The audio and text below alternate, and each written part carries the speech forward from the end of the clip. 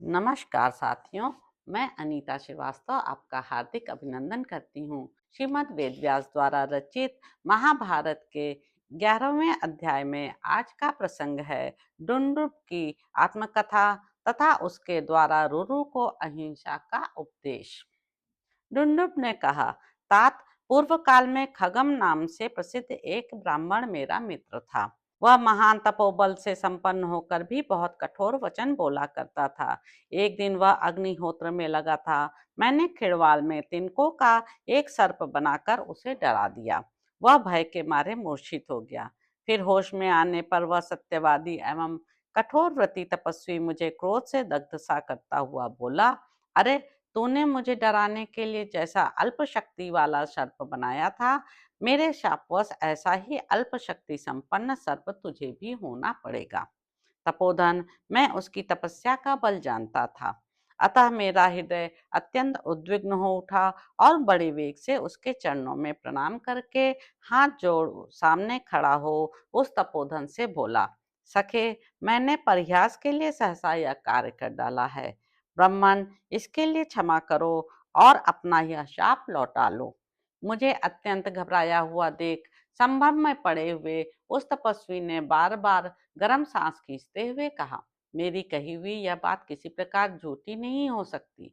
निष्पाप तपोधन, इस समय मैं तुमसे जो कुछ कहता हूँ उसे सुनो और सुनकर अपने हृदय में सदा धारण करो। भविष्य में महर्षि प्रमति के पवित्र पुत्र रुरु उत्पन्न होंगे। उनका दर्शन करके तुम्हें शीघ्र ही इस शाप से छुटकारा मिल जाएगा। जान पड़ता है तुम वही रुरु नाम से विख्यात महर्षि प्रमति के पुत्र हो। अब मैं अपना स्वरूप धारण करके तुम्हारे हित की बात बताऊंगा। इतना कहकर महायशस्वी विप्रवर सहस्त्रपाद ने डुंडुब का रूप त्याग कर पुनः अपने प्रकाशमान स्वरूप को प्राप्त कर लिया। फिर अनुपम ओज वाले रुरु से यह बात कही, समस्त प्राणियों में श्रेष्ठ ब्राह्मण अहिंसा सबसे उत्तम धर्म है। अतः ब्राह्मण को समस्त प्राणियों में से किसी की कभी और कहीं भी हिंसा नहीं करनी चाहिए। ब्राह्मण इस लोक में सदा सौम्य स्वभाव का ही होता है, ऐसा श्रुति का उत्तम वचन है। वह वेद वेदांगों का विद्वान और समस्त प्राणियों को अभय देने वाला होता है। अहिंसा, सत्य भाषण, क्षमा और वेदों का स्वाध्याय निश्चय ही ये ब्राह्मण के उत्तम धर्म हैं। क्षत्रिय का जो धर्म है वह तुम्हारे लिए अभीष्ट नहीं है। क्रूरो, दंड धारण, उग्रता और प्रजापालन, ये सब क्षत्रियों के कर्म रहे हैं। मेरी बात सुनो। पहले राजा जन्मेजय के यज्ञ में सर्पों की बड़ी भारी हिंसा हुई। द्विश्रेष्ठ फिर उसी सर्प सत्र में तपस्या के बलवीर से संपन्न वेद वेदांगों के पारंगत विद्वान विप्रवर आस्तिक नामक ब्राह्मण के द्वारा भयभीत सर्पों की प्राण रक्षा हुई।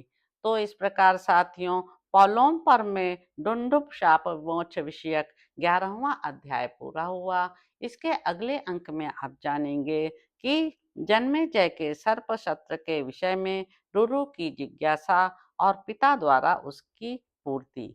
तो अब आपसे अगले अंक में मुलाकात होगी। मेरे YouTube चैनल संवाद विद अनीता को लाइक करें, शेयर करें, सब्सक्राइब करें। धन्यवाद साथियों।